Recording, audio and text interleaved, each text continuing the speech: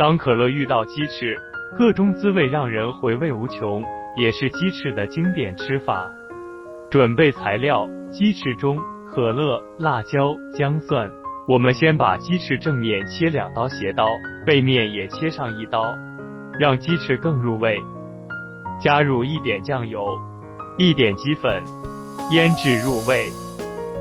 把蒜头切成碎，姜切成碎，辣椒也切成碎，下到热好油的锅里炒香。加入我们腌制好的鸡翅，小火慢煎4分钟，翻个面再煎3分钟。加入适量可乐，加上1点老抽调色，大火煮上6分钟，直到收汁。出锅了，一道简单易做、味道鲜嫩可口的可乐鸡翅就完成了。